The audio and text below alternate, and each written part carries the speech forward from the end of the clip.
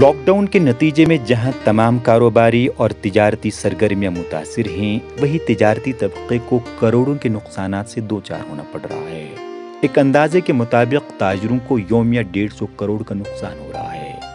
لیکن lock down کے دوران یہ پہلا موقع نہیں ہے کہ یہاں کے تجارت پیشہ افراد اس طرح کروڑوں کا نقصان جھیل رہے ہوں۔ کشمیری تاجر اس طرح کی صورتحال کا سامنا گزشتہ 3 برس سے کرتے آئے ہیں۔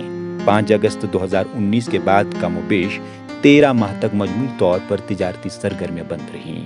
پھر رہی صحیح کسر 2020 کے کورونا لاک ڈاؤن نے نکالی اور اب 2021 میں نئے سرے سے نافذ کیے گئے لاک ڈاؤن کے 25 دن مکمل ہو چکے ہیں۔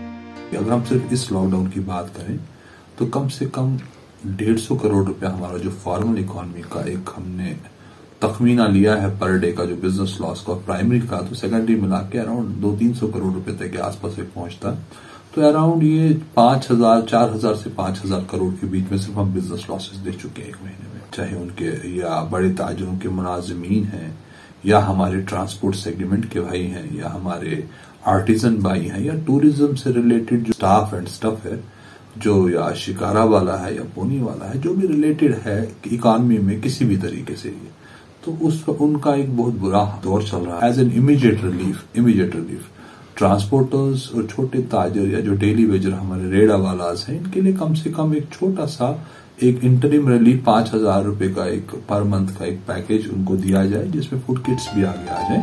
گزشتہ 3 برس سے جہاں معاشی صورتحال پہلے ہی خستحال ہو چکی ہے، وہی اب تازہ لاک ڈاؤن نے اس کو مزید ابتر کیا ہے۔ لاک ڈاؤن سے ہر ایک شعبے سے منسلک افراد متاثر ہو رہے ہیں، خواہ وہ دکاندار ہوں، صنعت و حرفت، تعلیم یا سیاحت سے وابستہ افراد ہوں، زراعت، باغبانی، ہوٹل، ریستوران یا ہاؤس بوٹ صنعت سے جڑے ہوئے افراد ہوں۔ تاجر کہتے ہیں کہ گزشتہ لاک ڈاؤن کے دوران جس طرح سرکار نے بینک قرضوں کے سود میں نرمی اور قرضوں کی مدت میں اضافے کا اعلان کیا تھا، اسی طرز پر ایک مرتبہ پھر راحت دینے کی ضرورت ہے۔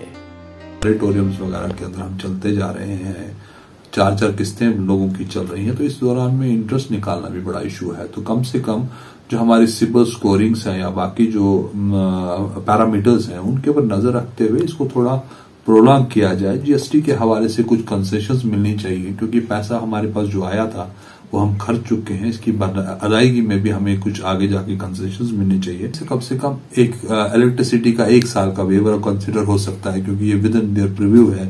واٹر بلز کا ویور ہو سکتا ہے، ود ان دیئر پریویو ہے۔ ادر جو لیویز اینڈ ٹیکسز ہیں ان کا پریویو میں ہو سکتا ہے۔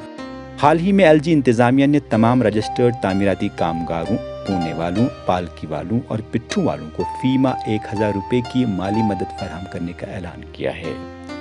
Chamber of commerce and industries کے صدر شیخ عاشق کہتے ہیں کہ دیگر شعبہ جات کے ساتھ ساتھ دستکاری شعبے سے وابستہ افراد بھی خاصی تعداد میں کورونا لاک ڈاؤن سے متاثر ہو رہے ہیں، لہٰذا حکومت کو اقدامات کا دائرہ مزید وسیع کرنا چاہیے۔ اکنامک کنڈیشن جو ہمارے کشمیر ڈویژن کی پرٹیکولرلی ہے وہ بہت ہی پیتھیٹک ہے۔ جو اس ریسٹورنٹ بزنس میں آئے تھے دیئر کیپٹل از وینشڈ، کیونکہ آپ اگر دیکھیں تو ریسٹورنٹس ہو، کیفیز ہو، ان کا جو بھی انوینٹری ہوتی ہے وہ پیریشیبل ہوتی ہے۔